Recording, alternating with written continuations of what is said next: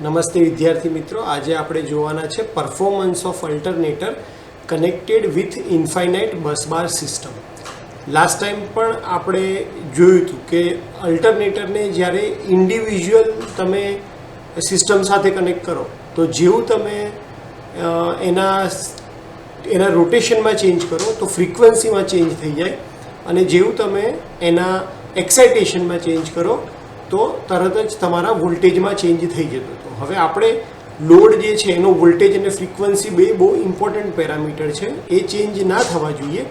એટલા માટે આપણે હંમેશા બધા જ અલ્ટરનેટરને પેરેલલમાં કનેક્ટ કરીએ છીએ, અને પેરેલલમાં કનેક્ટ કરી અને આપણે આખો લોડ ચલાવતા હોઈએ છીએ. આ જે સિસ્ટમ છે એને આપણે ઇન્ફાઇનાઇટ બસબાર કહીએ છીએ. ઇન્ફાઇનાઇટ બસબાર એટલે કે એક એવું બસબાર જેના પર મલ્ટિપલ અલ્ટરનેટર્સ કનેક્ટેડ છે, અને એનાથી ફાયદો શું છે કે એક્સાઇટેશનમાં અને સ્ટીમના ઇનપુટમાંથી ચેન્જ કરીએ ત્યારે બસબારના વોલ્ટેજમાં, એટલે કે જે વોલ્ટેજ આપણે લોડને આપીએ છીએ એના વોલ્ટેજમાં કોઈ ચેન્જ નથી થતો, અને એના ફ્રીક્વન્સીમાં પણ કોઈ ચેન્જ થતો નથી.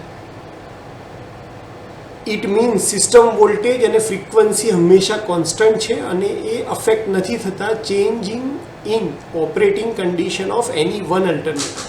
ફક્ત એક જ અલ્ટરનેટરની તમે અલ્ટરનેટરનું તમે એક્સાઇટેશન અથવા તો તમે એનો સ્ટીમ ઇનપુટ બદલો, એનાથી એના વોલ્ટેજમાં કોઈ વોલ્ટેજ અને ફ્રીક્વન્સીમાં કોઈ ફરક પડતો નથી. તો આપણે ઇન્ફાઇનાઇટ બસબાર સાથે જો અલ્ટરનેટર કનેક્ટ કર્યું હોય તો એક અલ્ટરનેટરની અંદર જો આપણે એક્સાઇટેશનમાં ચેન્જ કરીએ તો શેમાં ફરક પડે છે, અને સ્ટીમ ઇનપુટમાં ચેન્જ કરીએ તો શેમાં ફરક પડે છે, એ વસ્તુ આપણે જોવાના છે.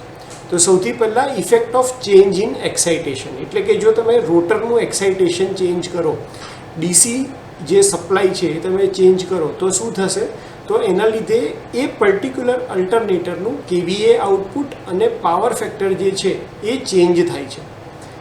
કેડબલ્યુ જે છે આઉટપુટ, અલ્ટરનેટરનો કેડબલ્યુ આઉટપુટ હંમેશા કોન્સ્ટન્ટ રહેશે જ્યાં સુધી તમારી સ્ટીમ ઇનપુટ કોન્સ્ટન્ટ છે, એટલે કે તમારો જે રોટેટિંગ જે સ્પીડથી રોટેટ થાય છે જ્યાં સુધી એ કોન્સ્ટન્ટ છે ત્યાં સુધી તમારો કેડબલ્યુ કોન્સ્ટન્ટ રહેશે.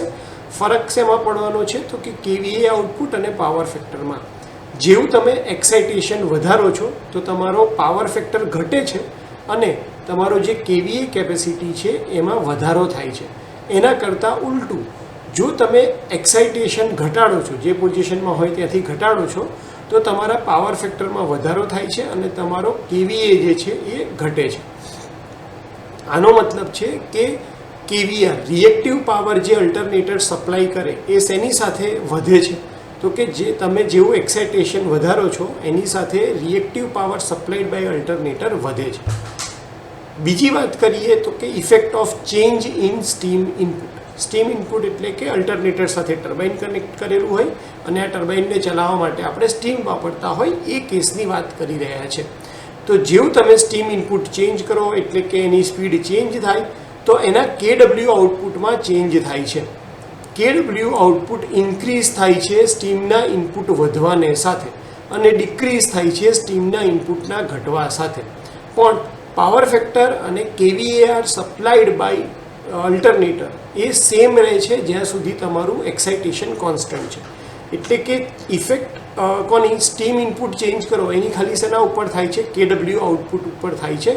પર્ટિક્યુલર એક જ અલ્ટરનેટરની વાત અત્યારે ચાલી રહી છે, અને એક એવું અલ્ટરનેટર કે જે ઇન્ફાઇનાઇટ બસબાર સાથે કનેક્ટેડ છે એવું અલ્ટરનેટર.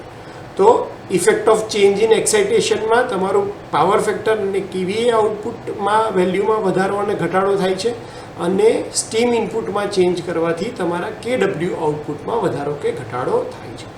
હોપ કે તમને performance of alternator connected with infinite busbar આ સિસ્ટમ વિશે ખ્યાલ આવી ગયો હશે. વિડીયો શાંતિથી સાંભળવા માટે થેન્ક યુ સો મચ.